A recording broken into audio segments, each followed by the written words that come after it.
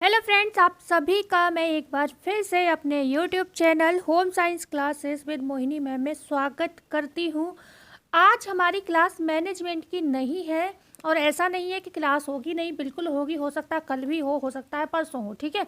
लेकिन बीच में प्रैक्टिस भी करनी बहुत ज़रूरी है। और आज हम कुछ योजनाओं के प्रश्न लाए हैं। ये योजनाएं ऐसी योजनाएं हैं जिसका ट्रेंड कभी कम या ख़त्म नहीं होता, हमेशा प्रश्न बनते हैं। और ये जो योजनाएं होती हैं कंफ्यूज भी करती हैं, एक दूसरे से मिलती जुलती होती हैं, तो इनसे प्रश्न पूछे जाते हैं। तो हमने सोचा आज चलो योजनाएं कर लेते हैं। और नए बच्चे जो कि भविष्य में अप्लाई करने वाले हैं टीजीटी पीजीटी के लिए, जिन्होंने अप्लाई कर रखा है उनका तो है ही पेपर, उनको भी बिल्कुल कमर कस लीजिए। या फिर जिन बच्चों ने अप्लाई कर रखा है 22 के लिए, लेकिन अगर उन्हें लगता है कि अभी मेरी तैयारी अच्छे से नहीं है, मेरा अप्रैल में कोई भरोसा नहीं सिलेक्शन होगा या नहीं, लेकिन मैं उनसे कहूँगी मेहनत उसी उसमें करिए खूब अच्छे से कि 1% अगर चूक होती भी है इसमें तो, क्योंकि सीट बहुत कम है, 4000 मात्र हैं और 13 लाख फॉर्म है, तो मात्र 4000 लोगों का सिलेक्शन होना है। ओके, मतलब थोड़ा ऊपर है, ठीक है। लेकिन जो अब की आएंगी 38,000 भर्तियाँ, बहुत ज़्यादा भर्तियाँ हैं। ये तो 4000 ही हैं, अब की 38,000 भर्तियाँ आने वाली हैं, जो कि आपका एग्ज़ाम होगा उसी समय नोटिफिकेशन आ जाएगा। और मैं मानकर भी चलती हूँ कि आ जाएगा, क्योंकि आपका 27 में इलेक्शन है, 2 साल में इलेक्शन है। अब ये अप्रैल में भर्ती निकालेंगे तो करीब करीब 25 लास्ट में जाके या 26 की स्टार्टिंग में ज्वाइनिंग मिल पाएगी आप लोगों को। ओके, लेकिन 25 लास्ट तक मुझे उम्मीद है ये एग्ज़ाम हो जाएंगे। ओके, तो बहुत अच्छे से तैयारी स्टार्ट कर दीजिए आप लोग, बिल्कुल अच्छे से। अगर आपको ये पूरी वीडियो चाहिए है इस विषय में कि कब तक फॉर्म आएंगे, एग्ज़ाम की संभावना कब तक है, तो हमें कमेंट करके बताइएगा, हम ज़रूर आपको बताएंगे, ठीक है। लेकिन आज हम स्टार्ट करते हैं क्लास को। सभी लोग वीडियो को लाइक एंड एक बार शेयर कर दें अपने सभी मित्रों को। देखो, ये काम आप लोग हमारे लिए ज़रूर किया करिए। हमारे चैनल का ग्रोथ, जितनी हम मेहनत कर रहे हैं, हमें उसका कुछ भी नहीं यहाँ पर फल मिल रहा है। सच्चाई है ये बहुत बड़ी, ठीक है। सिर्फ थकान मिलती है और कुछ नहीं मिलता है, ठीक है। तो कोई नहीं, मेहनत हम बराबर आप करते रहेंगे आपके लिए, अपने लिए। स्टार्ट करते हैं क्लास को। पहला प्रश्न है आपके सामने, निम्न में से, देखो यहाँ पर मेनली प्रश्न जो रहेंगे वो आपके WHO, UNO, यूनिसेफ और CFTRI के होंगे। लेकिन कुछ प्रश्न आपको और भी मिलेंगे जो कि अभी करंट में पूछे गए, इधर उधर मुझे दिखे तो मैंने उठा लिए। और भी प्रश्न आपको कल की क्लास में मिलेंगे, बेहतरीन प्रश्न होंगे, ठीक है। निम्न में से कौन एक अंतर्राष्ट्रीय संस्था है? इनमें से क्या ICDS है, ISI है, UNO है, या फिर उपर्युक्त सभी? तो आप जानते हो जो कि UNO है, बहुत ही बड़ी एक अंतर्राष्ट्रीय संस्था है, जिसके अंतर्गत कौन कौन कार्य करता है, कौन कौन करता है। एक तो आपका यूनिसेफ इसी के अंतर्गत कार्य करता है, ठीक है। WHO काम करता है इसी के अंतर्गत, FAO काम करता है इसी के अंतर्गत, ठीक है। FAO इसी के अंतर्गत काम करता है। और जो UNO है ये एक अंतर्राष्ट्रीय संस्था है और काफ़ी बड़ी वाइडर संस्था है, सबसे बड़ी। पहले ये सारे काम UNO अकेले करता था, लेकिन क्योंकि आप जानते हो अकेले इतनी सारी समस्याओं को हल करना, बच्चों की समस्या है, स्वास्थ्य की समस्या है, फूड की समस्या, तो एक व्यक्ति के लिए आसान नहीं होता, ऐसे आप समझ सकते हो, ठीक है। तो इन्होंने क्या किया, ये नई नई ब्रांचेस बना दी। और यहाँ पर एक यूनेस्को भी आता है, ठीक है, जो कल्चरल एक्टिविटी से संबंधित होता है। ओके, जैसे कि आपकी जो भी प्राकृतिक चीज़ें हैं, ठीक है, यूनेस्को, ये सारे इसी से संबंधित वर्क करते हैं। ओके, अगर आपसे हम बात करते हैं यूनिसेफ की स्थापना कब हुई है, तो आंसर आपका आना चाहिए भाई, क्या आना चाहिए आपका? 1946। ओके, 1946 आंसर आना चाहिए। WHO का आंसर होगा 1948। भाई स्थापना की बात कर रहे हैं हम लोग। ओके, फाओ की बात करते हैं तो 1945, 16 नवंबर 1945, नहीं सॉरी, फाओ का नहीं, ये तो यूनेस्को का था। 16 नवंबर 1945 को इसकी स्थापना होती है, ठीक है। 1945 है सारे इर्द गिर्द के ही, 1945, 46, 48 है सारे इर्द गिर्द। जो फाओ है वो भी आपका 1945, ठीक है। तो 1945 में ही फाओ भी आता है, यूनेस्को भी 1945 में आता है, यूनिसेफ 1946 और WHO 1948। ये बहुत इंपॉर्टेंट आपके लिए डेट है, हर बार पूछी जाएगी और इस बार भी कोई ना कोई इनमें से फंसेगी जरूर। ये प्रश्न हमेशा एक ना एक इनमें से आता है, ठीक है। तो वीडियो आई होप अच्छी लगी होगी आप लोगों को, मतलब क्वेश्चन का एक्सप्लेनेशन ऐसे ही आपको मिलेगा निचोड़, तो कॉपी पेन लेकर बैठिएगा। ये इंपॉर्टेंट चीज़ें हैं, ये मतलब नोट करते चलिए इनको। ओके, बात आती है ISI की स्थापना की बात होती है, तो ये आप जानते हो क्या है, इंडियन स्टैंडर्ड है हमारे देश का, मतलब एक मानक है, भारतीय मानक संस्थान है ये एक तरीके का, ठीक है, इंडियन स्टैंडर्ड इंस्टीट्यूट है। इसकी स्थापना देखो कहीं कहीं तो मुझे मैंने पढ़ा है 3 सितंबर, ओके, 1946 दिया है, ओके, लेकिन आंसर में कई बार 1947 माना गया है, वो भी कब, ये जो है ये 6 जनवरी माना जाता है, तो ये थोड़ा अपवाद है इसमें, लेकिन मेनली अगर आपको आंसर मिले तो आप ये वाला लगाइएगा। ओके, 6 जनवरी है, ये ध्यान रखिएगा, और 1947 ये ना मिले तो आप इस आंसर को टिक करिएगा। ओके, अब जो पहले ISI था, अब ये क्या हो गया, अब ये BIS बन गया है, ठीक है, BIS भारतीय मानक ब्यूरो, नेट में कई बार पूछा गया है। इसकी स्थापना की हम बात करते हैं तो ये होती है 30 दिसंबर, ओके, 30 दिसंबर 1986, ठीक है, तो ये कब होती है, 1986 को। BIS की स्थापना कब होती है, भारतीय जो मानक ब्यूरो है इसका स्थापना कब होता है, ये होता है आपका 23 दिसंबर 1986 का। क्लियर हुआ। ICDS आप सभी जानते हो, 2 अक्टूबर 1975, 2 अक्टूबर 1975, बताने की क्या आवश्यकता थी आप लोगों को, नहीं भाई इतना तो सभी को पता है। ओके, मेनली बच्चों के लिए, माताओं के लिए काम करती है संस्था। आगे हम बात करते हैं UNO के कार्य बताने हैं आपको, पढ़िएगा प्रश्न के आंसर और उत्तर आप लोग अपने मन में सोच लीजिएगा। क्या UNO जो है अंतर्राष्ट्रीय कानून को समर्पित मतलब कानून को समन्वित करना होगा, यहाँ पर मिस्टेक है, समन्वित करना, ठीक है, हाँ, कानून को समन्वित करना, ओके, समन्वित करना, विश्व में शांति व सुरक्षा स्थापित करना, विश्व स्वास्थ्य की निगरानी करना, डी है उपर्युक्त सभी, ठीक है। तो अंतर्राष्ट्रीय कानून को समन्वित करना, बिल्कुल जो भी अंतर्राष्ट्रीय जो भी कोई भी समस्या होती है तो हर क्षेत्र में कानून वर्क भी करता है, मतलब अगर WHO काम कर रहा है तो उसके ऊपर किसी ना किसी की निगरानी है, वो एक तरीके का आप कह सकते हो कानून है जिसके डर में WHO के सदस्य काम कर रहे हैं, ठीक है। विश्व शांति व सुरक्षा, और वो जो डर में काम लोग कर रहे हैं ना, तो उससे क्या आ रही है, शांति आ रही है, और जो काम दिया गया है उस पर वो मतलब अच्छे तरीके से हो रहा है, मतलब सुरक्षा भी स्थापित हो रही है, ठीक है। और विश्व स्वास्थ्य की निगरानी करना, विश्व स्वास्थ्य की निगरानी करना, पूरे मतलब देश में जो स्वास्थ्य है उसकी निगरानी करना, तो ये सारे ही काम करता है यूनेस्को, भाई चाहे WHO के माध्यम से करा रहा हो, चाहे यूनिसेफ के माध्यम से करा रहा हो, पर इन सब पे निगरानी भी कर रहा है। तो यहाँ पर डी ऑप्शन आपका ऑलवेज राइट आंसर रहेगा, ठीक है। आगे हम बात करते हैं क्वेश्चन नंबर 3 की, संयुक्त राष्ट्र संगठन यूनाइटेड नेशन ऑर्गेनाइजेशन की स्थापना कब हुई?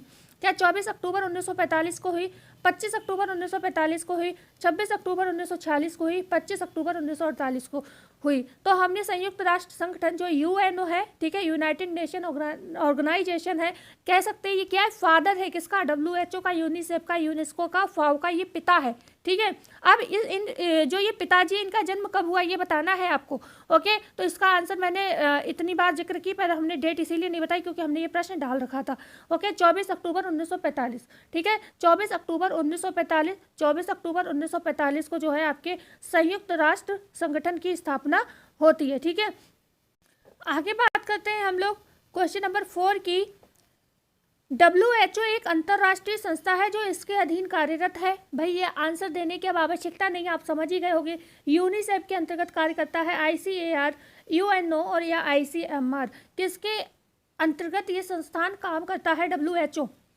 तो हम सभी जानते हैं जो WHO है UNO के अंतर्गत कार्य करता है, ठीक है, सी ऑप्शन आपका सही हो जाएगा, UNO के अंतर्गत WHO कार्य करता है। जो यूनिसेफ है ये भी इसी के अंतर्गत कार्य करता है।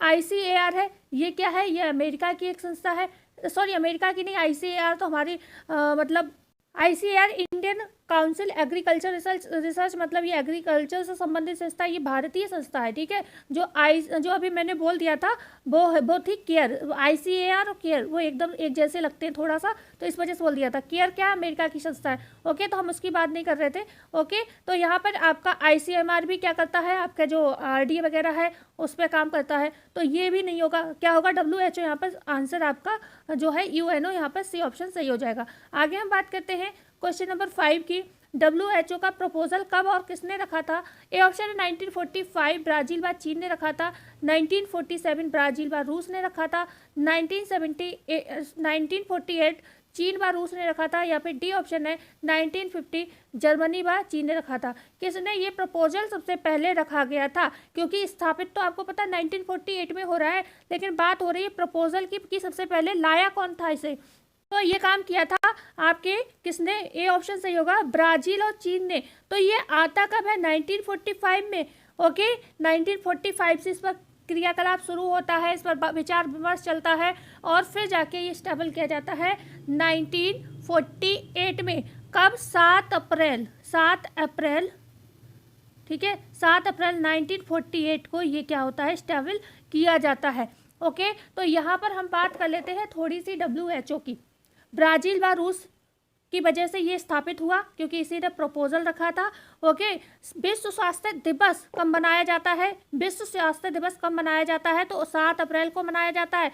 प्रथम बार पूछा जाए, प्रथम बार कब मनाया गया, ये सबसे पहले ये बर्थडे कब मनाया गया, तो सबसे पहले 1950 को मनाया गया। सबसे पहले वाला ये प्रश्न पूछा जाता है, सबसे पहले जो इसका हैप्पी बर्थडे बनाया था वो 1950 में बनाया था। ओके, 7 अप्रैल को मनाते हैं इसका हैप्पी बर्थडे। अब हम बात करते हैं यहाँ पर जो सदस्य देश कितने हैं WHO के, अभी सदस्य देश कितने हैं, तो 194, ठीक है, 194 सदस्य देश हैं इसका। ओके, क्लियर हुआ। और थीम वगैरह का हम बात करेंगे बाद में कि थीम क्या है, क्योंकि थीम तो पूरा प्रश्न दिया है मैंने इसमें। आगे बात करें इसके कितने कार्यालय हैं, क्षेत्रीय कार्यालय आपसे पूछे जाते हैं, तो 6 क्षेत्रीय कार्यालय हैं, जिसमें एक कार्यालय जो है आपका दक्षिण पूर्वी एशिया का कार्यालय कहाँ है, दिल्ली में है। ठीक है, दिल्ली में है। ओके, जिसमें बहुत सारे और भी देश देश आते हैं, क्योंकि एशिया में जितने देश आते हैं लगभग उसी में पड़ते हैं। ठीक है, तो ये आपकी हमने WHO की मोटी मोटी बात कर ली। अभी छोटी मोटी बातें और रह गई जो हम आगे प्रश्न में करेंगे। ओके, अच्छा हाँ, एक प्रश्न और बता दीजिए कि जो WHO के महानिदेशक इस समय कौन है, महानिर्देशक कौन है, महानिर्देशक कौन है WHO के, तो आपका आंसर आना चाहिए बहुत तेजी में, टेड्रोस। ठीक है, टेड्रोस एडनॉन इसके क्या है, अभी महानिदेशक है। नोट कर लीजिएगा, ये करंट नहीं है, ये आपके WHO के महानिदेशक हैं, और ये हमेशा आपके लिए ट्रेंड रहेगा। ये प्रश्न आपसे पूछा जा सकता है किसी ना किसी एग्जाम में। ओके, हम इसको करंट का विषय नहीं मानते हैं, हम इसको अपने WHO जो ये संस्थान पढ़ना हमारे लिए इंपॉर्टेंट है, और इसकी जानकारी जब जब अपडेट होगी आपसे प्रश्न पूछा जाएगा। ठीक है, तो टेड्रोस एडनॉन कौन है, इसके महानिदेशक हैं। आगे हम बात करते हैं क्वेश्चन नंबर 6 की। 2022 में आयोजित WHO के दूसरे वैश्विक कोविड वर्चुअल शिखर सम्मेलन को किसने संबोधित किया, क्या प्रणब मुखर्जी, प्रतिभा पाटिल, स्मृति ईरानी, नरेंद्र मोदी। आपसे प्रश्न क्या पूछा जा रहा है, पहले प्रश्न पर ध्यान दीजिए। 2022 में आयोजित जो WHO के दूसरा जो वैश्विक कोविड वर्चुअल, देखो पैंडेमिक किसने घोषित किया था, कोविड को पैंडेमिक किसने बताया था, महामारी किसने बताया था, तो ये भी तो आपके WHO ने ही बताया था। तो इसलिए दूसरा वैश्विक कोविड वर्चुअल शिखर सम्मेलन जो संबोधित किया था, तो उसमें मतलब किसके साथ किया था, तो वो नरेंद्र मोदी। ठीक है, डी ऑप्शन यहाँ पर सही हो जाएगा। ओके, नरेंद्र मोदी आंसर होगा। आगे हम बात करते हैं क्वेश्चन नंबर 7 की।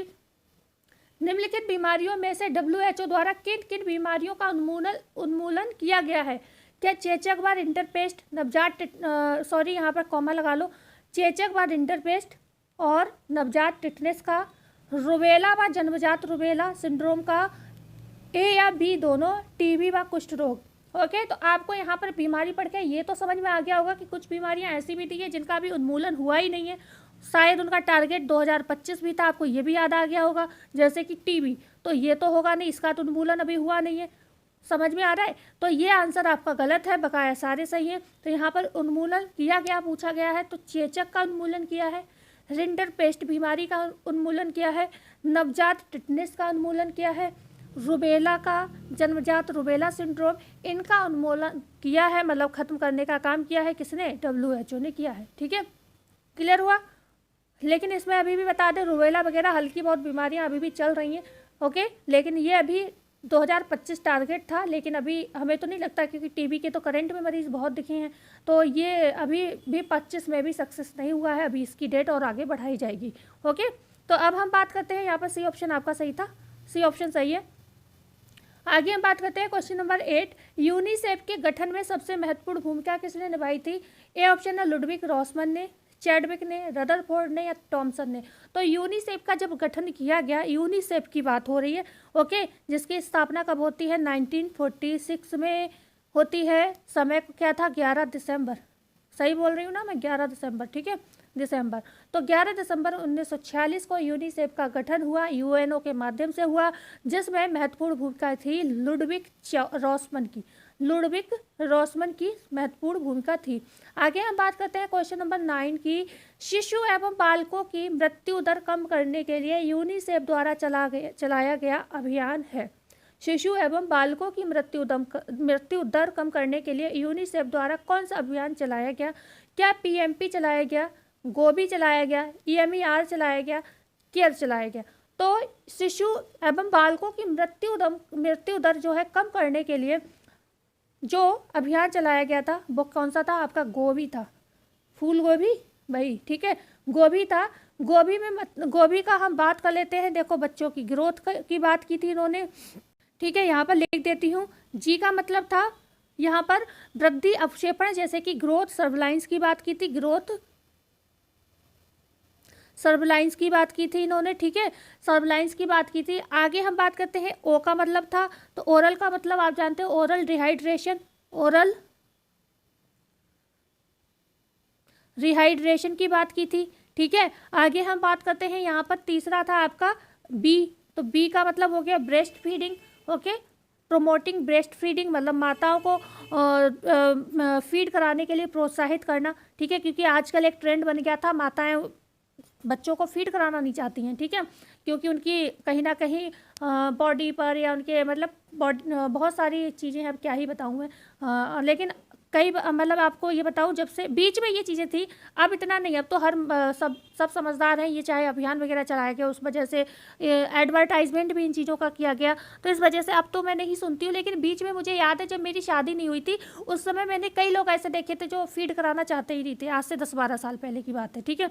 तो ओके, तो इफेक्ट तो पड़ा खैर इस चीज़ का। तो यहाँ पर एक तो स्तनपान को बढ़ावा देना, मतलब ब्रेस्ट फीडिंग के लिए बढ़ावा देना, ओके, कम से कम 6 माह तक तो पिलाना ही चाहिए। और आई का मतलब हो गया, आई का मतलब इम्यूनाइजेशन का हो गया, मतलब जो बच्चों में प्रतिरक्षण कार्यक्रम को बढ़ावा देना, जैसे कि टीके वगैरह लगाना, खासतौर से कितनी 6 घातक बीमारियों से बचाने के लिए यूनिसेफ है जो टीकाकरण का काम करता है, 6 घातक बीमारियों के लिए, ठीक है, कितनी पूछी जाए तो 6 घातक बीमारियों के लिए ये टीकाकरण जो है काम करता है। आगे हम बात करते हैं, आई थिंक मैंने प्रश्न डाला है, इस वजह से मैं आपको बाद में बताऊंगी कौन सी बीमारियां हैं। क्वेश्चन 10 है, उज्ज्वला योजना महिला तस्करी पर रोक कब चलाया गया? इस प्रश्न में लोग कंफ्यूज होते हैं।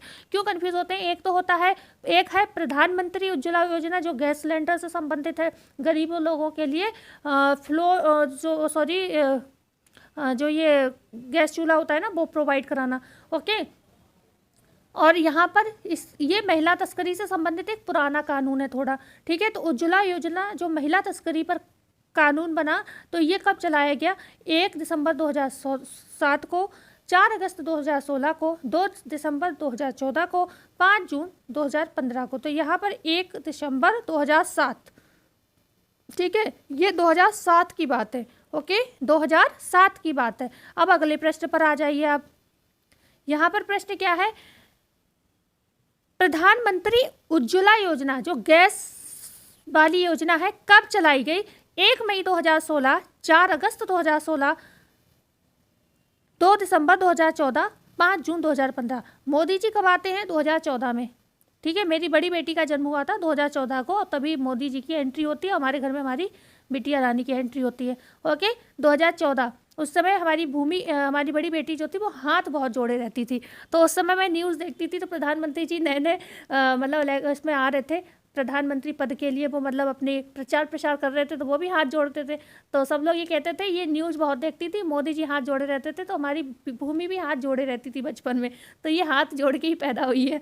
तो इस तरीके के मतलब हंसी मजाक होते थे, वो चलो अलग विषय है। तो 14 में मोदी जी आते हैं और 16 में ये योजना आती है, ऐसे अब आपको याद रहेगा। तो ये 1 मई 2016 इसका आंसर होगा। ये देखो 16 है और वो 7 है, 2007 है, बहुत डिफरेंस है, ओके, करीब करीब 10 साल का डिफरेंस है। तो यहाँ पर 1 मई 2016 को आपकी कौन सी प्रधानमंत्री, यहाँ पर प्रधानमंत्री लगा है, वहाँ पर प्रधानमंत्री नहीं लगा है, ठीक है।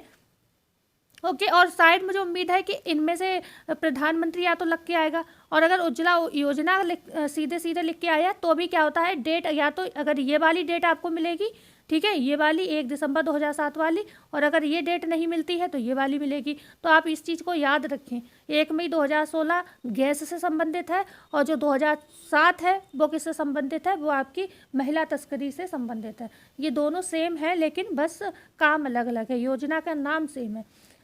12 नंबर का क्वेश्चन है, वंदे मातरम योजना की शुरुआत कब हुई थी? 2004 में, 2005 में, 2016 में, 2007 में।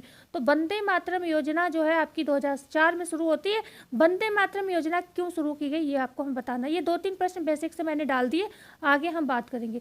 केयर की बात करते हैं। भारत में केयर कब से कार्यरत है? 1946 से, 1950 से, 1959 से, 1982 से। तो केयर जो है भारत में अगर हम बात करते हैं कार्यरत है तो वो है 1950, बी ऑप्शन आपका सही होगा। केयर की स्थापना कब होती है? 1946 में स्थापना होती है इसकी, ठीक है। केयर की फुल फॉर्म क्या है आपसे पूछा जाए तो केयर की जो फुल फॉर्म है वो है कोऑपरेटिव,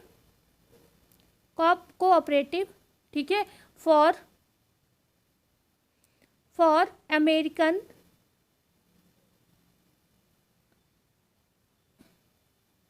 अमेरिकन रिलीफ एवरीवेयर, ठीक है, रिलीफ एवरीवेयर, ठीक है, WHERE, ठीक है, एवरीवेयर। तो यहाँ पर क्या है, ये संस्था किस तरीके की है? तो एक तो ये संस्था का ध्यान रखिएगा, ये गैर सरकारी, ठीक है, गैर सरकारी प्लस गैर सांप्रदायिक संस्था है, मतलब किसी संप्रदाय से इसका कोई संबंध नहीं है, ठीक है। गैर सांप्रदायिक और गैर सरकारी संस्था है, मतलब सरकार का और इससे कोई लेना देना नहीं है, ओके। भारत में ये 1950 से जो है काम कर रही है। और यहाँ पर जो आप मिड डे मील स्कीम पढ़ते हो ना, जो आई थी मिड डे मील स्कीम, तो वो इसी योजना के अंतर्गत आई थी, ठीक है। मिड डे मील स्कीम जो आई थी आपकी वो 1961 में आई थी, आज की स्कीम नहीं है। पहले जो आपको अनाज मिलता था, जब हम पढ़ते थे प्राइमरी में, हमें याद है, बहुत पहले की बात है, छोटे थे मतलब, तब 5th क्लास तक, तो गांव में मतलब बच्चों के हाफ डे शायद कर दिया जाता था, तो बच्चे जाते थे वहाँ गेहूँ वगैरह, क्योंकि हम लोग थोड़े पॉलिटिशियन की फैमिली से थे, हमारे पिता राजनीति में थे, तो इस वजह से हम लोग इन चीज़ों में शामिल नहीं थे, क्योंकि हमारे थ्रू तो आती ही थी चीज़ें गाँव में। लेकिन हाँ, बच्चों की हाफ डे कर दिए जाते थे, बच्चे जाते थे ये लेने के लिए, ओके। तो 1961 में पहले सूखा अनाज मिलता था, गेहूं वगैरह मिलते थे, और नहीं पता क्या मिलता, गेहूं का पता है मुझे, ठीक है। और उस समय ये दिया जाता था। फिर धीरे धीरे अभी आके क्या है, अब आपको पता ही, खाना वगैरह मिलता है, पका पकाया खाना दिया जाता है, गर्म आहार, प्रोटीन वगैरह साथ में, ठीक है, प्रोटीन युक्त। तो ये जो आपका आया था 1961 में, जो मिड डे मील है, मध्याह्न आहार योजना, ये आपकी भारत में केयर के थ्रू ही आई थी, ओके, प्राथमिक शाला में। जो आपसे अगर ये प्रश्न बनता है ना, USA के बाद अगर पूछा जाए, देखो एक तो USA की तो ये संस्था है, जो केयर है वो कहाँ की, USA की संस्था, अमेरिका की संस्था है केयर, ठीक है, कहाँ की, अमेरिका की संस्था है। तो यहाँ अमेरिका के बाद अगर पूछा जाए, अमेरिका के, भाई वहाँ की संस्था है तो वहाँ तो पहले ही आ गया होगा, तो अमेरिका के बाद संसार की सबसे बड़ी मिड डे मील जो योजना है वो हमारे देश भारत की है, ठीक है। तो प्रथम अमेरिका होगा और second Bharat. Mid day meal जो योजना है संसार की सबसे बड़ी, साले आहार, साले मतलब जो साला पूर्व, साल स्कूल में पढ़ने वाले बच्चे होते हैं, साला पूर्व नहीं, स्कूल में पढ़ने वाले जो बच्चे होते हैं, ठीक है, स्कूल फीडिंग प्रोग्राम जो होता है, तो उसमें सेकेंड नंबर पर सबसे बड़ी योजना भारत में ये चल रही है मिड डे मील, पहला नंबर अमेरिका का है, ओके। आगे हम बात करते हैं क्वेश्चन नंबर 14 की। पर्यावरण संरक्षण अधिनियम कब लागू हुआ? तो 1986 में। मैं ऐसे इसको बता देती हूँ 1986 में, क्योंकि इसका प्रश्न है नहीं, बीच में ऐसे ही डाल दिया है। और इसका जो मुख्यालय कहाँ है? नागपुर में, ठीक है। नेमी का मुख्यालय कहाँ है? नागपुर में। आगे हम बात करते हैं, क्वेश्चन 15 है, WHO, भारत WHO का सदस्य बना। जब भारत कब बना WHO का सदस्य, ये बताना। 1945 में, 1950 में, 1959 में, 1948 में। तो जब आपके WHO की स्थापना होती है, ओके, तो ये WHO जब स्थापित हुआ हमारा 1948 में, तभी क्या होता है, भारत भी इसका सदस्य जो है बन जाता है 1948 में, ओके। अच्छा, ये बहुत सारी बीमारियों पर WHO काम करता है, जैसे आपकी मलेरिया हो गया, ठीक है, मलेरिया हो गया, आपका चेचक हो गया, चेचक का उन्मूलन कर चुका है, पोलियो का उन्मूलन कर चुका है, हैजा हो गया, मतलब जितने भी संक्रामक रोग हो गया है जो वर्ल्ड लेवल पर कह सकते हैं, अंतर्राष्ट्रीय स्तर पर भी फैल जाते हैं। जैसे कोविड था, अंतर्राष्ट्रीय स्तर पर फैला था, ठीक है। तो इस तरीके के, और ये भी है, अगर आपको क्या लगता है ये हैजा वगैरह नॉर्मल बीमारी है, अगर आप इस पर ध्यान ना दो, ये फैलना स्टार्ट हो जाए तो ये भी पूरे देश दुनिया को परेशान कर सकता है। वो तो आजकल इतनी दवाइयाँ, इंजेक्शन, ये सब चीज़ें आ गई हैं, लोगों में जागरूकता साफ सफाई को लेकर, इसलिए ये जो है बीमारियाँ कंट्रोल में रहती हैं। तो ये सब चीज़ें क्या है, इन पर सब पर कंट्रोल करने का काम WHO करता है, जितने भी संक्रामक रोग हैं। आगे हम बात करते हैं क्वेश्चन नंबर यहाँ पर 16। क्वेश्चन नंबर 16, निम्न में से WHO 2024 की थीम क्या थी? थीम बतानी है 2024 में, क्योंकि आपका पेपर होगा अप्रैल में। ओके, अप्रैल स्टार्टिंग में 7 अप्रैल को इसका दिवस मनाया जाता है, तो 2025 में इसका दिवस आएगा कब? अप्रैल में, ठीक है। जब तक आपका पेपर हो जाएगा तो आपसे यही थीम पूछी जाएगी, सबका साथ सबका विकास। अगर पूछी गई तो सही स्वास्थ्य का चुनाव करें, सही रास्ता अपनाएं, मेरा स्वास्थ्य मेरा अधिकार, इनमें से कोई नहीं। तो जो WHO की 2024 की थीम है, ये भी लिख लीजिएगा, तो इसका सी ऑप्शन सही होगा, सही रास्ता अपनाएं, मेरा स्वास्थ्य मेरा अधिकार, ठीक है। ये इसकी रहेगी थीम। आगे हम बात करते हैं WHO की कुल क्षेत्रीय कार्यालय कितने हैं? 4 हैं, 5 हैं, 6 हैं या 8 हैं? तो हम सभी जानते हैं कितने, 6 क्षेत्रीय कार्यालय हैं WHO के। 6 क्षेत्रीय कार्यालय एक बार लिख लीजिएगा। देखो, एक तो आपका दक्षिण पूर्वी एशिया जो दिल्ली में है ही, ठीक है, वो तो आपको याद ही रहेगा, प्लस अमेरिका में है एक क्षेत्रीय कार्यालय। अमेरिका एक विकसित देश है, यहाँ पर ना हो ऐसा हो ही नहीं सकता। दूसरा हो गया आपका अफ्रीका। देखो, ये कोई मजाक नहीं चल रही, यहाँ पर एक एक प्रश्न बहुत इंपॉर्टेंट है, लिख लीजिएगा। यूरोप, पेपर का लेवल अगर अप हुआ तो प्रश्न इसी तरीके के पूछे जाएंगे, क्योंकि नॉर्मल तो आपसे पूछे ही जाते हैं। जो नॉर्मल में करा रही वो तो याद रखिएगा। ये भी लिख लीजिएगा, पूर्वी मेडिटेरियन, ठीक है, मेडिटेरेनियल,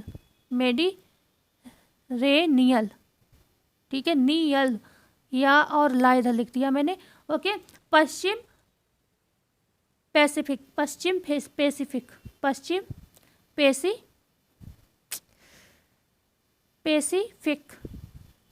ठीक है, पश्चिम पैसिफिक। तो अमेरिका, अफ्रीका, यूरोप, पूर्वी मेडिटेरेनियल और पश्चिम पैसिफिक, ये आपके 5 हो गए, और छठवां आपका नई दिल्ली, ठीक है। तो ये इतने आपके 6 कार्यालय हैं इसके क्षेत्रीय WHO के। क्वेश्चन है 18, विश्व स्वास्थ्य दिवस प्रथम बार मनाया गया 1948 में, 1950 में, 1950 में, मतलब 1946 में, 1959 में। तो यहाँ पर जो आपका राइट आंसर होगा वो देखो, WHO का जो स्वास्थ्य दिवस पहली बार मनाया गया 1950 में मनाया गया, अभी हमने आपको बताया था, पहली बार 7 अप्रैल 1950 को मनाया गया था। ओके, 194 सदस्य थे, ये सारी चीज़ें भी हमने बात की थी। क्वेश्चन है 19, वर्तमान समय में विश्व स्वास्थ्य संगठन में कितने सदस्य देश शामिल है?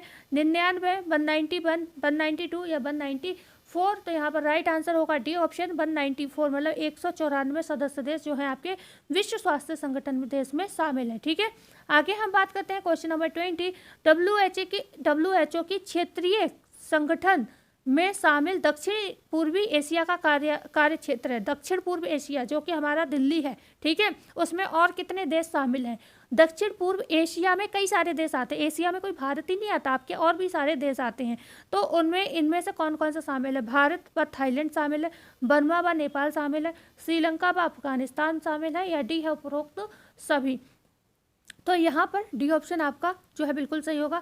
जो हमारा WHO का क्षेत्रीय कार्यालय नई दिल्ली है उसमें भारत व थाईलैंड भी, भारत तो होगा क्योंकि दिल्ली में है, ओके, बर्मा व नेपाल भी है, और श्रीलंका व अफगानिस्तान भी है। तो यहाँ पर आपका डी ऑप्शन बिल्कुल सही आपका हो जाता है, ठीक है, क्लियर हुआ।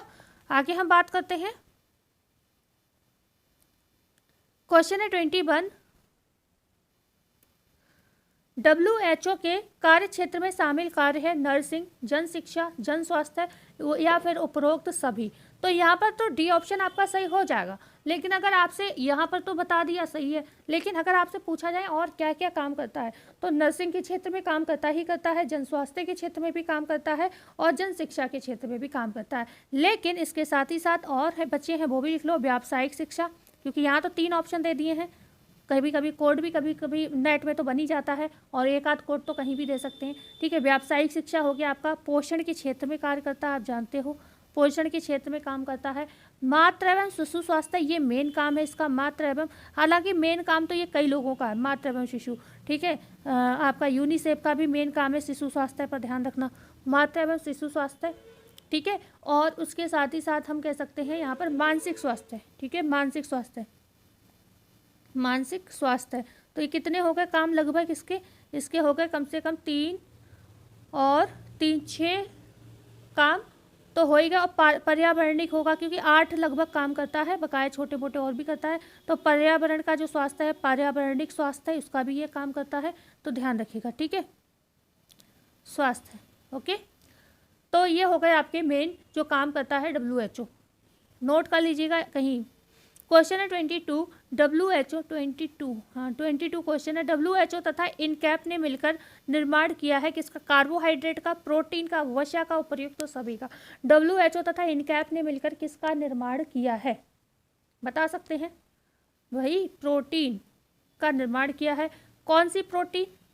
पूछा जाए प्राणिज या वानस्पतिक या खनिज या किसी भी तरीके के ऑप्शन दे दिए तो कहोगे आप वानस्पतिक प्रोटीन, वानस्पतिक प्रोटीन का निर्माण किया है। ओके ओके, किसका निर्माण किया? वानस्पतिक प्रोटीन का निर्माण किया है। किसके साथ मिलकर? इनकैप के साथ मिलकर किया है। और अगर हम बात करते हैं इस वानस्पतिक प्रोटीन का जो मिश्रण बनाया गया है, ये किसके लिए दिया जाता है? तो प्रोटीन न्यूनता से पीड़ित बच्चों को दिया जाएगा। प्रोटीन न्यूनता से पीड़ित बच्चों को दिया जाएगा, न्यूनता से पीड़ित बच्चों को दिया जाएगा, पीड़ित बच्चों को, ठीक है। सारा इरेज हो गया। प्रोटीन न्यूनता से पीड़ित बच्चे जैसे जिनको क्वाशियोरकर वाली समस्या हो, कुपोषित हो, आप ऐसे मान सकते हो, ठीक है, खासतौर से प्रोटीन की डेफिशिएंसी हो। इस वानस्पतिक प्रोटीन का नाम क्या है? तो अगर बात करते हैं, कहीं कहीं आपको इनकैपरीना मिलता है और कहीं कहीं इनकैपवरिन लिखा मिलता है, इनकैप, ठीक है, इनकैपवरिन, ओके, या फिर इनकैपरीना, इनकैपरीना,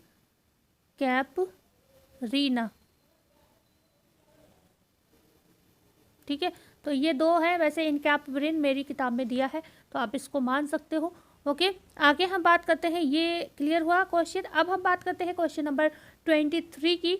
WHO ने प्रोटीन कैलोरी सलाहकार समिति का गठन किया। WHO ने प्रोटीन कैलोरी सलाहकार समिति का गठन कब किया? क्या 1920 में किया, 1930 में किया, या फिर 1940 में, या फिर 1955 में किया? आंसर बताइए। यहाँ पर आपका डी ऑप्शन सही होगा, 1955 में, ठीक है। तो यहाँ पर WHO ने जो प्रोटीन कैलोरी सलाहकार समिति की नियुक्ति की थी वो की थी 1955 में। आगे हम बात करते हैं क्वेश्चन नंबर 24 की। 78वीं विश्व स्वास्थ्य सभा 19 मई से 25 मई के बीच कब और कहाँ आयोजित की जाएगी? क्या 2025 न्यूयॉर्क में, 2025 जेनेवा में, 2025 स्विट्जरलैंड में, या फिर 2025 अमेरिका में? तो यहाँ पर अगर हम बात करते हैं जो 78वीं विश्व स्वास्थ्य सभा 19 मई से 25 मई के बीच आयोजित की जाएगी, वो आपको ये पता है इसका मुख्यालय कहाँ है WHO का?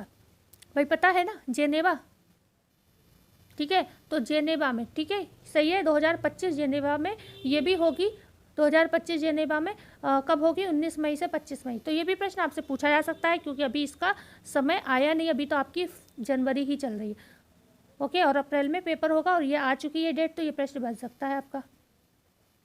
आगे हम बात करते हैं क्वेश्चन नंबर 25 की। WHO ने वैश्विक पोलियो उन्मूलन पहल की शुरुआत कब की थी? तो वैश्विक पोलियो उन्मूलन पहल की शुरुआत 1908 में की थी, 1980 में की थी, 1988 में की थी, या फिर निम्न में से कोई नहीं? तो वैश्विक जो पोलियो उन्मूलन की पहल की शुरुआत की थी 1988 में, सी ऑप्शन आपका सही होगा। 1988 में ये काम किया था WHO ने, वैश्विक पोलियो उन्मूलन की पहल की शुरुआत जो की थी। और 2014 में आप जानते हो भारत आपका जो था 2014 में घोषित हो गया था कि पोलियो मुक्त है। ओके, बात करते हैं क्वेश्चन नंबर 26 की। यूनिसेफ दिवस मनाया जाता है 11 दिसंबर को, 12 दिसंबर को, 15 दिसंबर को, 20 दिसंबर को। तो भाई 11 दिसंबर जब 1946 को स्थापना होती है तो फिर हम इसी को मनाएंगे ना, उसी दिन तो हैप्पी बर्थडे मनाएंगे जिस दिन पैदा हुआ, ठीक है। तो यहाँ पर ए ऑप्शन आपका राइट होगा। क्वेश्चन है 27, यूनिसेफ में से आई और ई शब्द हटाया गया 1905 में, 1953 में, 1952 में, 1951 में। ठीक है, तो यहाँ पर आपको सबसे पहले ये याद रखना, यूनिसेफ की स्थापना होती है 11 दिसंबर 1946 में। ठीक है, यहाँ से ये काम जब शुरू करता है, भारत में पूछा जाए तो भारत में काम शुरू करता है 1949 से। ओके, और यहाँ पर जो ये नाम की बात, सॉरी, आई और ई, आई का मतलब होता है यहाँ पर आपका इंटरनेशनल, और ई का मतलब होता है इमरजेंसी। तो ये दो शब्द हटाए गए, तो ये हटाए गए आपके 1953 में। बी ऑप्शन आपका सही होगा। ठीक है, क्लियर हुए? तीनों प्रश्न बहुत इंपॉर्टेंट है, याद रखिएगा। 1946 में स्थापित होता है, 1949 में भारत में काम करता है, और जो आपका 1953 है उसमें आई और ई, यूनिसेफ में से ये दो शब्द हटा दिए जाते हैं। ठीक है, क्योंकि पहले फुल फॉर्म जो थी एक बार बोल देती हूँ मैं, यूनाइटेड नेशनल, यहाँ पर United nation international children emergency fund था। तो अब इसको आई और यहाँ से ई मतलब इमरजेंसी, दो शब्द हटा दिए गए हैं। ओके, आगे हम बात करते हैं क्वेश्चन नंबर 28 की। भारत में यूनिसेफ का कार्यालय कहाँ है? हैदराबाद में है, मैसूर में है, नई दिल्ली में है, जेनेवा में है। तो देखो, जेनेवा में आपको पता है WHO का मुख्यालय है। ओके, हैदराबाद में जो है आपका निन का है। ओके, निन का मुख्यालय है। मैसूर में आपका CFTRI का मुख्यालय है, CFTRI का है। तो फिर भाई एक ही ऑप्शन बचता है ना, नई दिल्ली। तो नई दिल्ली में क्या है आपका यूनिसेफ का कार्यालय है। आगे हम बात करते हैं क्वेश्चन नंबर 29 की। निम्नलिखित में से यूनिसेफ का कार्य है शिशु पोषण, स्वास्थ्य, जल एवं स्वच्छता, सार्वभौमिक प्रतिरक्षण। डी है उपर्युक्त सभी, मतलब निम्न में से सभी सही। तो यूनिसेफ के कामों की हम बात लिस्ट की थोड़ी सी बात कर लेते हैं। तो यहाँ पर तो आपका डी ऑप्शन सही है। ओके, शिशु पोषण, स्वास्थ्य हमने आपको गो भी बताया था, वो लगभग इन्हीं चीज़ों से संबंधित था। जल एवं स्वच्छता, मतलब जल की स्वच्छता के लिए भी इसने बहुत सारे काम किए। और आपको बता दें कि सबसे पहले जो पुरस्कार भी मिला जल के क्षेत्र में स्वच्छता को लेकर कार्य करने का, वो भी यूनिसेफ ने ही दिया था। ठीक है, यूनिसेफ को ही मिला था। तो और कार्य जो होंगे, जैसे विभिन्न बीमारियां हम कह सकते हैं, मलेरिया उन्मूलन, कोढ़, कुष्ठ रोग उन्मूलन, ठीक है, इनमें काम किया। ट्रकोमा आप जानते हो आँख संबंधित प्रॉब्लम होती है, उसको दूर करने के लिए, घेंघा जो है उसको मतलब ख़त्म करने के लिए आयोडाइजेशन प्लांट की स्थापना की। ठीक है, पेनिसिलिन से संबंधित जो चीज़ें थी वो उपलब्ध कराई पेनिसिलिन बनाने के लिए। तो ये सारी चीज़ें आपसे पूछी जाती हैं। तो ये बहुत सारे ट्रिपल वैक्सीन के लिए काम किया इसने, और प्री वोकेशनल जो एजुकेशन जो ट्रेनिंग होती है उसके लिए काम किया इन्होंने। तो अपंग बच्चों की सहायता के लिए काम किया। बहुत सारे पोषण संबंधी इतने सारे काम, मतलब जो भी किसी समस्या से संबंधित कोई भी टॉपिक मिले आपको तो उस पर यूनिसेफ ने काम किया, चाहे जल स्वच्छता हो, चाहे प्राथमिक स्वास्थ्य संरक्षण हो, हर क्षेत्र में यूनिसेफ ने, चाहे आपातकालीन सहायता दिलानी हो, सभी में काम किया। ऐसा कोई शब्द में नहीं छूटा होगा जिस पर लोगों को आवश्यकता होती है किसी की सहायता की, हर क्षेत्र में इसने काम किया है। ठीक है, तो यहाँ पर, और ऐसा नहीं है कहीं जहाँ की संस्था वही कर रही है, मतलब विदेशों की संस्था है, मतलब ऐसा तो अंतर्राष्ट्रीय है यूनिसेफ, लेकिन बनाई किसने? विदेशियों ने, UNO ने बनाई है। तो ऐसा नहीं है, भारत में किए ये सारे काम, भारत के ही काम गिना रही थी अभी तक मैं, और बकाया जो काम भारत में कर रही वो और जगह भी कर रही होगी। क्वेश्चन है 30, यूनिसेफ की स्थापना किस विश्व युद्ध के बाद होती है? प्रथम विश्व युद्ध, द्वितीय विश्व युद्ध, जलियांवाला बाग हत्याकांड, या फिर उपयुक्त तो सभी। यहाँ पर हमें एक प्रश्न का आंसर आपसे चाहिए, द्वितीय विश्व युद्ध आंसर है, और द्वितीय विश्व युद्ध किस सन में हुआ, ये सन आपको हमें कमेंट में बतानी है। इससे पता चलेगा आप कितने एक्टिव हो। भाई अगर आपको कोई आंसर नहीं आता तो क्या गूगल बाबा कहीं चले गए हैं? गूगल बाबा महाकुंभ में स्नान नहीं कर रहे हैं, वो यहीं है आपके फ़ोन में। ठीक है, तो आप उसमें से आंसर हमें देख के जरूर इन्हें गूगली करके हमें बताएं। ठीक है, गुलगुली करके आंसर बताएं। आगे हम बात करते हैं क्वेश्चन नंबर 31, भारत में यूनिसेफ के कार्य नहीं हैं। भारत में इतने सारे हमने कार्य बताए अभी आपको, आपने अगर कान खोलकर सुने होंगे तो आँख खोल के आप आंसर देंगे। बाल रोग चिकित्सा केंद्र, DDT फैक्ट्री, DT नहीं है, DDT फैक्ट्री का निर्माण। ओके, DDT 1600 टन के करीब DDT का निर्माण उत्पादन ये करता था। ओके, कन्या विवाह व भ्रूण हत्या पर रोक, पेनिसिलिन फैक्ट्री का निर्माण। तो यहाँ पर कौन सा काम था जो नहीं किया?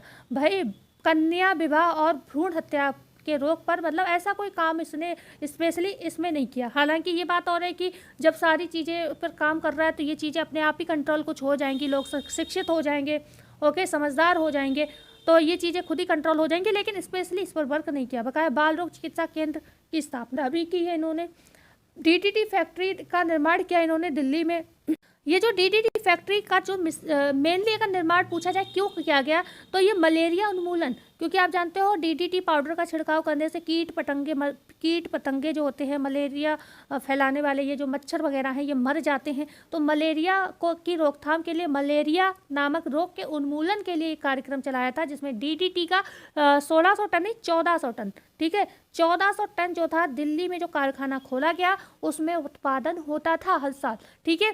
तो ये जो था दूसरा कार्यालय, पहला कार्यालय दिल्ली में था। अगर पूछा जाए दूसरा कार्यालय कहाँ खोला गया डीडीटी का, तो ये केरल में खोला। ये भी किसने, यूनिसेफ ने खोला। पहले डीडीटी का जो कार्यालय था वो दिल्ली में खोला गया, दूसरा कहाँ खोला गया, केरल में खोला गया।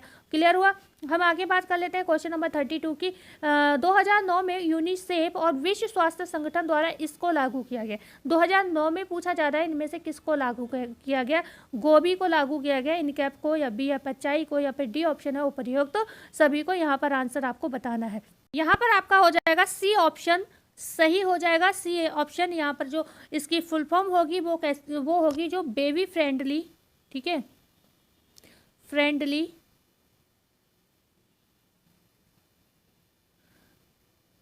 हॉस्पिटल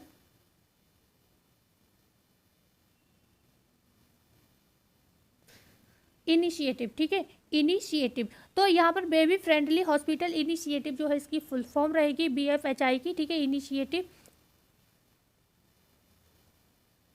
ओके तो यहाँ पर जो आपका गोभी आता है, ये जो गोभी है ना GOVI, ये जो स्थापित होता है ये भी इसी BFHI के थ्रू ही स्थापित होता है। ओके BFHI के थ्रू किसकी स्थापना होती है, गोभी की स्थापना होती है, जो हमने आपको बताया था कुछ देर पहले, जो ग्रोथ से संबंधित था, ओरल डिहाइड्रेशन से संबंधित था, ओरल डिहाइड्रेशन से संबंधित था, ब्रेस्ट फीडिंग से संबंधित था, और ह्यूमनाइजेशन से संबंधित था, ठीक है। तो ये आप इतना ही होप याद हो गया होगा। 2009 में आपकी BFHI की स्थापना होती है। आगे हम बात करते हैं क्वेश्चन नंबर 33 की। निम्नलिखित में से यूनिसेफ के कार्यक्षेत्र है मातृ एवं शिशु स्वास्थ्य, दुग्ध चूर्ण वितरण पर नियंत्रण, प्राकृतिक प्रकोपों के समय, युद्ध के समय माता एवं बच्चों को आपातकालीन सहायता। डी है निम्न में से सभी। तो ये यूनिसेफ सारे ही काम करता है आपकी, ठीक है। मातृ एवं शिशु स्वास्थ्य, दुग्ध चूर्ण वितरण कार्यक्रम, प्राकृतिक प्रकोपों के समय, युद्ध के समय माता एवं बच्चों को आपातकालीन सहायता। देखो द्वितीय विश्व युद्ध के समय जब ये स्टार्ट हुआ था यूनिसेफ,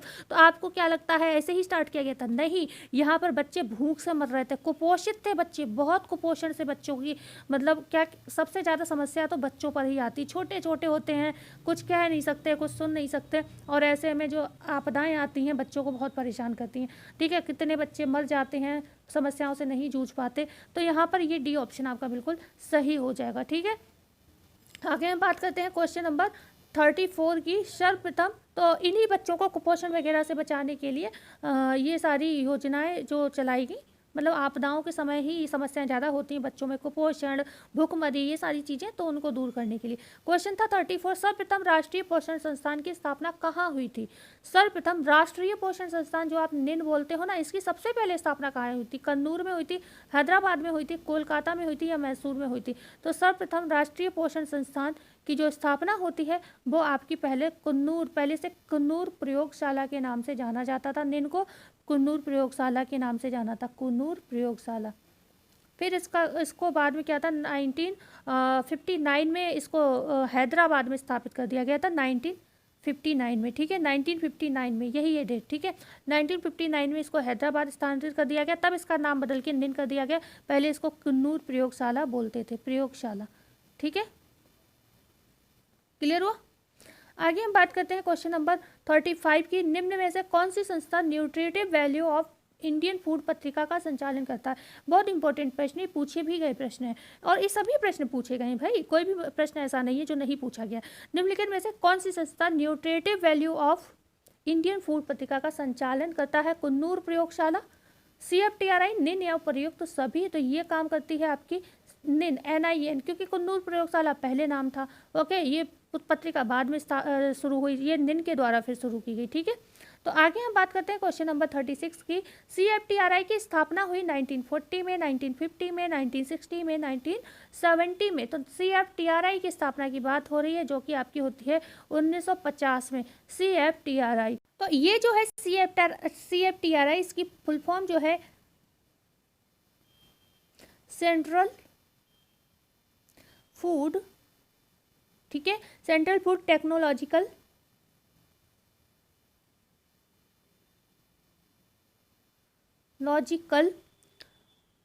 रिसर्च इंस्टीट्यूट, ठीक है, रिसर्च इंस्टीट्यूट, ठीक है। तो यहाँ पर central food technological research institute, केंद्रीय आहार तकनीकी अनुसंधान परिषद इसको बोलते हैं हिंदी में, स्थापना हुई 1950 में। ये कई तरीके का आहार निर्माण करता है, जैसे कि बाल आहार हो गया, आपका बाल आहार बनाता है ये, ठीक है। मल्टीपर्पज जो फूड होते हैं, बहुउद्देशीय आटा होते हैं, वो बनाता है। आगे हम बात करते हैं माल्ट युक्त आहार बनाता है, माल्ट जो कि जौ से बनता है, माल्ट, ठीक है, माल्ट युक्त आहार बनाता है, ओके। और मल्टीपर्पज फूड, ठीक है, मल्टीपर्पज, ठीक है, फूड तैयार करता है। तो ये आपको याद रखना है यहाँ पर, ओके। आगे हम बात करते हैं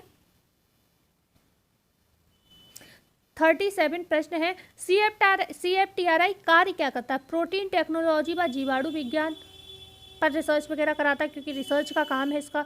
फल व सब्जी तकनीकी अनुसंधान, मतलब इन चीज़ों पर भी रिसर्चेस चलती हैं, ओके। काम होता है तभी तो फूड तैयार करता है कि किसको मिलाकर किस तरीके से एक हेल्दी फूड तैयार किया जा सकता है। बेकिंग और कन्फेक्शनरी का काम भी करता भी, बनाता भी है। आप जानते हो जो भी ये योजना मिड डे मील या फिर आपका आंगनवाड़ी केंद्र में जो भी बाल पुष्टा आहार दिया जाता है, ये सब कौन, यही सारे मिलकर उत्पादित करते हैं। खासतौर से CFTRI ही आहार बनाता है। जितने भी फूड हैं ये ज़्यादातर CFTRI बनाता है। मतलब कौन से फूड है, ये नहीं मार्केट में कुछ भी आ रहा है वो वाला नहीं, ये जो खास तौर से किसी विशेष प्रॉब्लम को लेकर, कुपोषण को रोकने के लिए बनाए जा रहे हैं, गरीब बच्चों के लिए दिए जा रहे हैं, ये ज़्यादातर, ठीक है। तो यहाँ पर आपका डी ऑप्शन बिल्कुल सही हो जाएगा। CFTRI जो है ये सारे ही काम यहाँ पर करता है, जो भी आप पढ़ पा रहे हो देख लीजिए, एक बार लिख लीजिएगा। आगे हम बात करते हैं क्वेश्चन नंबर 38 की। वनस्पति प्रोटीन से CFTRI दुग्ध निर्माण करता है, किशोर दुग्ध, प्रौढ़ दुग्ध, शिशु दुग्ध या फिर उपर्युक्त सभी।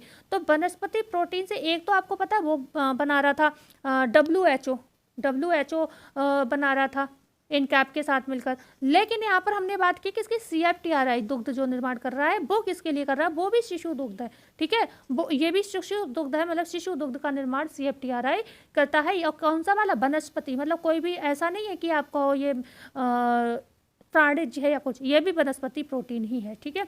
आगे हम बात करते हैं क्वेश्चन नंबर CFTRI के विषय में, 39 है यहाँ पर। CFTRI द्वारा निर्मित माल्ट युक्त भोज्य पदार्थों में शामिल जो जौ या फिर जो माल्ट है उसकी मात्रा आपको यहाँ पर बतानी है कितनी रहती है। ऑप्शन है 40%, ऑप्शन बी है 20%, ऑप्शन सी है 28%, ऑप्शन डी है 25 ग्राम, ठीक है। तो यहाँ पर जो CFTRI द्वारा देखो 3 तरीके का फूड मेनली बनाता है, ओके, जिसमें हमने माल्ट युक्त की यहाँ पर पूछा है। ये ध्यान रखना बहुत जरूरी है कि प्रश्न में पूछा क्या गया है। तो माल्ट युक्त भोज्य पदार्थों के विषय में पूछा जा रहा है, तो यहाँ पर माल्ट की मात्रा, मतलब जौ की मात्रा आपसे पूछी जा रही है, जो कि आपकी 40% रहती है इसमें, ठीक है। 40% ही आपके इसमें मूंगफली का आटा भी रहता है, मूंगफली भी रहता है, ओके। लेकिन ये जो मूंगफली का आटा होता है इसमें क्या होता है, वसा कम होती, कम वसा वाला यूज़ किया जाता है, मतलब ये नहीं प्रॉपर वसा होनी चाहिए, कम वसा वाला जो होता है वो उपयोग किया जाता है, ठीक है। दूसरा हम बात करते हैं इसमें 20% क्या होता है, भुने चने होते हैं, 20% क्या होते हैं, भुने चने के आटे का प्रयोग किया जाता है, ठीक है, 20%। और जो 28% है यहाँ पर इन सबको, भाई चना है, प्रोटीन है, ये किसका रिसोर्स है, भाई प्रोटीन मिलता है इनमें। तो यहाँ पर जाकर टोटल आपको 28 ग्राम, यहाँ 28% जो है प्रोटीन बच्चे को प्राप्त हो जाती है अगर इस आटे को खाता है। तो प्रोटीन कितना, 28% जो है इसमें मिल जाता है, ठीक है। क्लियर हुआ आपका। तो 40% माल्टी मतलब जौ का प्रयोग हो रहा है, 20% मूंगफली, एक मूंगफली का ऐसा आटा जिसमें फैट कम हो, और 28% यहाँ पर टोटल प्रोटीन जो है आपको यहाँ पर मिल जाता है, ठीक है ना। आगे हम बात करते हैं क्वेश्चन नंबर 40। CFTRI निम्नलिखित में से किस फूड का निर्माण करता है? ए है बाल आहार, बहुउद्देशीय आटा, माल्ट युक्त भोज्य पदार्थ, तो डी ऑप्शन से हो जाएगा उपर्युक्त तो सभी, ठीक है। यहाँ पर एक प्रश्न अगर मैं आपसे पूछूं, यहाँ पर जैसे बहुउद्देशीय आटा है, अगर आप 25 ग्राम लेते हो, 25 ग्राम बहुउद्देशीय आटा लेते हो, क्योंकि माल्ट युक्त की भी हमने बात कर ली, ठीक है। 25 ग्राम अगर आप ये आटा खाते हो, ठीक है। तो इससे आपको क्या क्या चीज़ें मिल जाती हैं, तो कम से कम 25 ग्राम अगर ये आटा खा लेते हो तो 10 ग्राम तो आपकी प्रोटीन की पूर्ति हो जाती है। ओके, और साथ ही साथ यहाँ पर आपके विटामिन ए और कैल्शियम कि आपको आधी मात्रा जो आरडीए आपको रिकमेंड करता है, या मतलब जो भी आपकी माप तौल के हिसाब से ज़रूरी है, ठीक है। तो कैल्शियम और विटामिन ए की आधी मात्रा सिर्फ और सिर्फ इसी आटे से मिल जाती है, फिर आधा तो ये है कि आपके घर में जो भी है वो खा लोगे, उससे पूर्ति हो जाएगा, ठीक है। तो यहाँ पर 25 ग्राम मात्र ले लेने से 10 ग्राम प्रोटीन और कैल्शियम विटामिन ए की आधी मात्रा आपको प्राप्त हो जाती है। ये प्रश्न बना हुआ था, मुझे याद था तो मैंने बता दूँ। क्वेश्चन नंबर 41, यूनिसेफ के सारे क्रियाकलाप सहायता कार्य प्राथमिक रूप से किस पर केंद्रित है? यूनिसेफ, देखो हमने बताया यूनिसेफ बहुत सारे काम करता है, लेकिन भविष्य किस पर डिपेंड है ये ध्यान रखिएगा। मातृ स्वास्थ्य पर, शिशु स्वास्थ्य पर, प्रौढ़ स्वास्थ्य पर, समाज के स्वास्थ्य पर। तो मेनली क्या है, कहते हैं ना आज अगर हमारा बच्चा स्वस्थ है तो कल उसका भी भविष्य स्वस्थ है और देश का भी भविष्य स्वस्थ है। तो मेनली जो काम है वो शिशु स्वास्थ्य पर करता है, ठीक है। मेनली शिशु स्वास्थ्य पर कार्य करता है, लेकिन जब शिशु स्वस्थ हो जाता है तो आगे चीज़ें सभी स्वस्थ ही हो जाती हैं, ठीक है। तो यहाँ पर बी ऑप्शन जो है आपका मेन प्रश्न पूछा जाएगा तो आप यही आंसर करोगे।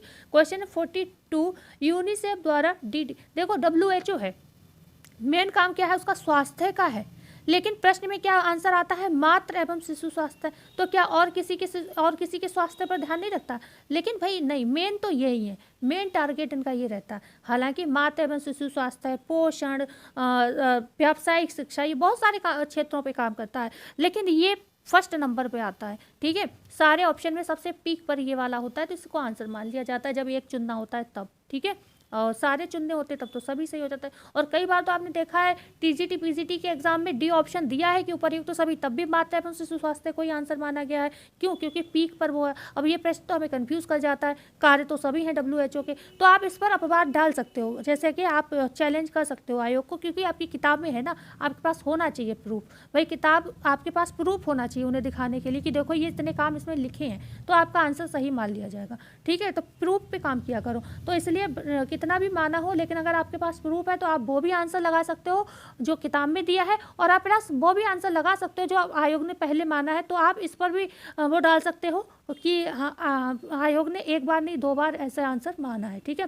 तो यूनिसेफ द्वारा DDT उत्पादक कारखाना लगाया गया दिल्ली में, मद्रास में, पंजाब व गुजरात में, या डी है निम्न में से कोई नहीं। तो यूनिसेफ द्वारा कौन कौन से कारखाने लगाए गए पहले तो हम बता ही चुके हैं आपको, लेकिन DDT की अगर हम बात करें तो ये लगाया गया आपका कहाँ, दिल्ली में, ठीक है। मद्रास में अगर हम बात करते हैं तो यहाँ पर BCG का कार्यालय लगाया गया था, ठीक है, BCG, ठीक है। टीबी को जो BCG का टीका लगता है, ठीक है। तो BCG जो वैक्सीन बनाई जाती है तो उसके लिए उपकरण, वाहन, ये सारी चीज़ें प्रदान करने के लिए, तो BCG वैक्सीन जो है सबसे पहले इसकी प्रयोगशाला कहाँ लगाई गई थी, मद्रास में लगाई गई थी। तो BCG की प्रयोगशाला जो है अगर पूछी जाए कहाँ लगाई गई थी, वो भी यूनिसेफ के माध्यम से अगर बात हो तब आपका आंसर होगा मद्रास, ठीक है। आगे हम बात करते हैं पंजाब एवं गुजरात की। तो यहाँ पर इसमें पंजाब हो गया आपका, गुजरात हो गया, या फिर हम कहें राजस्थान हो गया। तो इन सब जगहों पर इन्होंने काम किया था किसका, ट्रोकोमा के लिए काम किया था। ट्रोकोमा जो आंख संबंधी समस्याएं थी। प्लस अगर हम स्पेशली गुजरात की बात करें तो गुजरात में इन्होंने किस चीज़ का प्लांट लगाया था, तो आयोडाइजेशन प्लांट लगाया था। आयोडाइजेशन मतलब आयोडीन युक्त नमक का जो प्लांट था वो लगाया था, जिससे क्या था, घेंघा वाले रोग को रोका जा सके, ठीक है, घेंघा उन्मूलन का काम किया जा सके। तो आयोडाइजेशन जो प्लांट था वो कहाँ लगाया था, इन्होंने राजस्थान में लगाया था, ओके, राजस्थान में लगाया था। और क्लियर हुआ। आगे हम बात करते हैं ट्रिपल वैक्सीन का कारखाना कहाँ लगाया था, ट्रिपल वैक्सीन का कारखाना कहाँ लगाया था, तो ये पीपरी नामक ट्रिपल वैक्सीन का जो कसौली में लगाया था, ये पीपरी में नहीं लगाया था, ये कसौली में लगाया था, कसौली, ओके। कसौली कहाँ पड़ता है, हिमाचल प्रदेश में। तो मेनली कसौली आंसर होगा क्योंकि बुक में दिया है ये आपके। तो कसौली ट्रिपल वैक्सीन जो है उसका कारखाना जो लगाया था वो कहाँ लगाया था, आपके कसौली में। इसे हम मतलब डिप्थीरिया के लिए था, कुकर खांसी और टिटनेस के लिए। ट्रिपल वैक्सीन है ना, तो 3 रोग आएंगे इसमें। आगे हम बात करते हैं क्वेश्चन नंबर 43, यूनिसेफ द्वारा अच्छा आयोडाइजेशन प्लांट, वो ये प्रश्न बना रखे हैं, राजस्थान, गुजरात, बिहार, उत्तराखंड। तो यहाँ पर तो आपको पता ही चल गया होगा, राजस्थान अभी हमने बताया था, ओके, राजस्थान।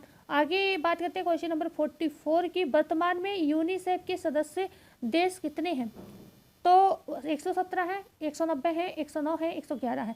यहाँ पर आंखें खोल के रखिएगा, क्योंकि जो किताब है उसमें 117 दे रखा है। अब किताब क्या होता है, अपडेट होने में टाइम लगता है। ओके, तो किताबें न्यूट्रिशन साइंस वगैरह की जो हम पढ़ते हैं थोड़ी पुरानी है, तो हमने इसको गूगल किया आंसर, तो गूगल आंसर जब किया तो आंसर आया निकल के आपका 190 से ऊपर ही है, कम नहीं है। लेकिन आप किताब के हिसाब से आंसर दोगे तो 117। मान लो आपको ये 190 या ये ऑप्शन ही ना मिले, क्योंकि हो सकता है गूगल से ना उठाकर प्रश्न आपके यही किताब से ही उठा लिया जाए, तो 117 आप लगा सकते हो, क्योंकि जब ऑप्शन में ही नहीं होगा तो आप क्या करोगे। ओके, लेकिन वैसे करंट में आपके 190 सदस्य देश हैं, मतलब बल्कि ऊपर ही माने जा रहे हैं। क्वेश्चन है 45, नेशनल इंस्टीट्यूट फॉर ब्लाइंड कहाँ स्थित है? हैदराबाद में, देहरादून में, बाराबंकी में या दिल्ली में? तो नेशनल इंस्टीट्यूट फॉर ब्लाइंड की अगर हम बात करें तो ये स्थित है, ये है आपका देहरादून में। ठीक है, देहरादून में है ये भी यूनिसेफ ने इसके लिए काफ़ी सहायता काम किया है, मतलब काफ़ी सहायता जो है जो ब्रेल प्रिंटिंग प्रेस है, ब्रेल प्रिंटिंग प्रेस ये खोली इसकी सहायता से।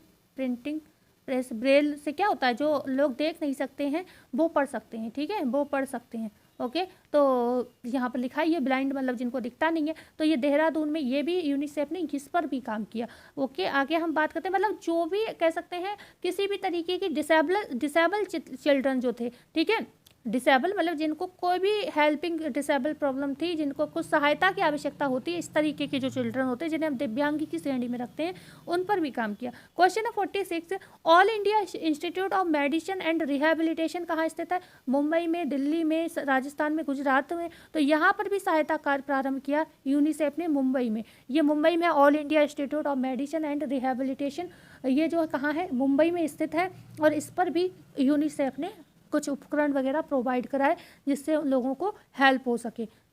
ठीक है, आगे हम बात करते हैं क्वेश्चन नंबर 47 की। यूनिसेफ द्वारा त्रिगुण प्रतिजन अर्थात डिप्थीरिया, कुकर खांसी और टिटनेस के ट्रिपल वैक्सीन का उत्पादन किस केंद्र स्थापित किया गया? नागौर में, कसौली में, देहरादून में, पंतनगर में। तो अभी हमने बताया था कसौली में किया गया ये काम। ठीक है, कसौली में किया गया। आगे हम बात करते हैं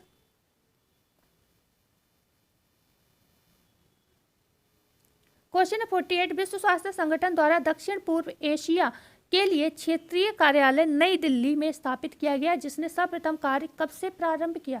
हमने बताया था WHO के 6 क्षेत्रीय कार्यालय हैं। ओके, 6 क्षेत्रीय कार्यालय हैं। उसमें प्रश्न ये पूछा जा रहा है कि जब दक्षिण पूर्व एशिया में ये स्थापित किया गया तो इसने वहाँ से फिर अपना काम कब प्रारंभ किया? भाई स्थापित हो गया, फिर काम कब शुरू किया? 1 जनवरी 1920 से, 1 जनवरी 1949 से, 1 जनवरी 1950 से, 1 जनवरी 1960 से। ठीक है, तो 48 में स्थापित ही होता है, तो 1950। ठीक है, 1 जनवरी 1950 से इसने अपना काम WHO ने जो दक्षिण पूर्व एशिया में जो कार्यालय था वहां से शुरू कर लिया था। ठीक है,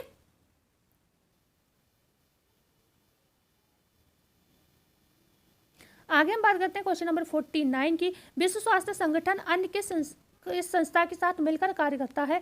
FAO, यूनिसेफ, एवा भी दोनों, या UNO? तो विश्व स्वास्थ्य संगठन जो WHO है ये आपका मेनली दो, देखो यूनिसेफ और फाओ आंसर हम क्यों दे रहे हैं, दो के साथ मिलकर काम करता है। जो UNO है, UNO के अंतर्गत तो ये खुद ही आता है। ठीक है, तो इसके साथ मिलकर काम क्या करेगा? इसके तो आदेश पर काम करेगा WHO, जो यूनिसेफ आदेश देगा। ठीक है, तो यहाँ पर जो मिलकर काम करने की बात है तो वो फाओ के साथ और यूनिसेफ के साथ मिलकर ये काम करता है। ठीक है, आगे हम बात करते हैं क्वेश्चन नंबर 50 की, जो कि लास्ट प्रश्न रहेगा आज की क्लास का।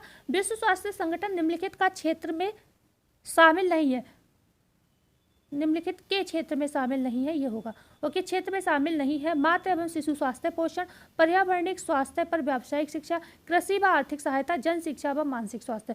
WHO के जो कार्य हैं या कार्य क्षेत्र हैं जो भी, ओके, कार्य क्षेत्र, अच्छा कार्य क्षेत्र होगा, या कार्य क्षेत्र में शामिल नहीं है, वो यहाँ पर कार्य क्षेत्र होगा। ठीक है, तो यहाँ पर मातृ एवं शिशु स्वास्थ्य तो सबसे ज़्यादा, पोषण भी शामिल है, पर्यावरणिक स्वास्थ्य व व्यावसायिक शिक्षा भी शामिल है, कृषि व आर्थिक सहायता को हटा दो, जन शिक्षा व मानसिक स्वास्थ्य भी यहाँ पर शामिल है। क्योंकि WHO किसके साथ? यूनिसेफ और FAO, फाओ के साथ मिलकर काम करता है। जो फाओ है, ठीक है, फाओ जो है यहाँ पर ये काम करता है कृषि का, आर्थिक सहायता भी ये आर्थिक सहायता का मतलब ये नहीं कि किसी को पैसे देता है, लेकिन उनको थोड़ा मतलब गाइड करना, जैसे कि प्रसार शिक्षा के माध्यम से कुछ योजना चलाना जिससे वो कोशिश करें आर्थिक रूप से आत्मनिर्भर होने के लिए।